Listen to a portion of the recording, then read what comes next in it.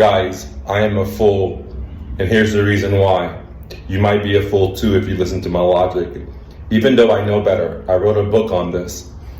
Sometimes in life, I become too greedy. For example, there was this deal I was looking at. It was a Cannondale road bike. Very nice. The guy just wanted $75. He just wanted it to be gone. And it was a really good deal because I could have made 600% ROI on this. Turned that $75 and sold it for 7 times that amount, 5 times that amount easily, super fast and warp speed. And what I should have done, and what I have it in my book, is say, look, I'm ready to come pick it up right now. Let me come out there. There's no reason to negotiate a deal that is extremely low already. But I was greedy, right? And so I told the guy, I'll do it for 25. And then the guy said, no. I said, okay, I'll do it for 60. Because I knew it still was a great deal at 60 or 75. And the guy said no. So for $15, I missed on the deal. So I waited for maybe 45 minutes and I messaged the guy back and I said, okay, I'll come pay your $75 and come pick it up. And the guy said, dude, I have 3 other guys lined up for it and one's coming right now and I have 2 other people stacked on it. And I guarantee you, all these people coming to pick it up are bike flippers. And they read my book and they stayed with my script. I was the only fool that became greedy. So let me say that again. In real estate, in cars, in boats, when you find a motivated seller, there's 2 types. There's the ones that put their price extremely high or at the fair market level. I guess there's 3 types. The ones that put it extremely high, the ones that put it at the fair market level, and then the ones that put it very low. If you talk to someone that puts their house or bicycle or their property below the fair market level and it's a good deal, then don't be a fool like me. Because even though I've learned this lesson so many times and I wrote a book about it and I consider myself a pretty good negotiator, sometimes the devil comes in and says, maybe you can get a little bit more. Maybe you can knock off this $15. What is $15, guys? Nothing. So by me trying to be more of a greedy person, then instead of saying, thank you so much for finding such an easy deal that I didn't have to negotiate, I could just go pick it up for $75. What I should have done, like what I wrote in my book, like this is what I do with real estate, I wanted to shave off of the extra $15. So that, me being super greedy, right, got me 0, got me no money. But it got me a good life lesson to reinforce what I've already known in life, which is when you find a property below the market level, there's no reason to try to beat the seller up for it. It doesn't matter if you're talking about a real estate property, a fixer-upper, a Airbnb, or if you're just talking about a bicycle. When the bicycle value is way below the market value, there's no reason to negotiate. All I gotta do is just drive up there and pick it up as soon as possible.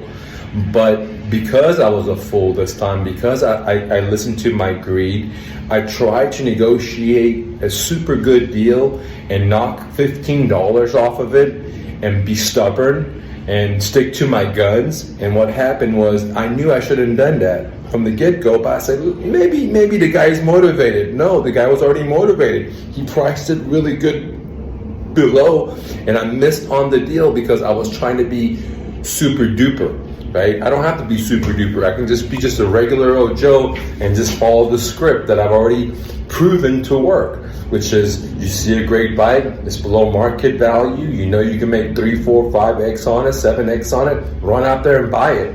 There's no reason to beat up the guy. But again, even the guy that wrote the book will make a mistake because, I don't want to say we're humans because humans are super powerful because greed sometimes gets in my way. And I've tried very hard not to be greedy, but sometimes, for $15, I miss a deal, right? Maybe for $15,000, I may not do a house deal because I could have paid the guy extra $15,000 and could have made $50,000, $100,000, $150,000. But just because of $15,000 or $15, I didn't get to do the deal. This is why flipping bicycles is so related to doing real estate deals. It's so related to doing anything that deals with motivated sellers. It's basically the same world in a parallel situation, a lot faster, a lot less money, faster feedback loop.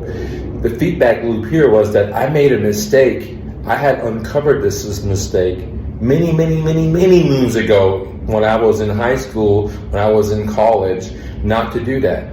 And I even wrote books about it in real estate and in bikes, but I didn't follow my own script because of my own emotional greed. So good lesson today was, and a good video is, even the master will make mistakes because this is how our brains work. So it takes a lot of awareness to say, look, I was a fool.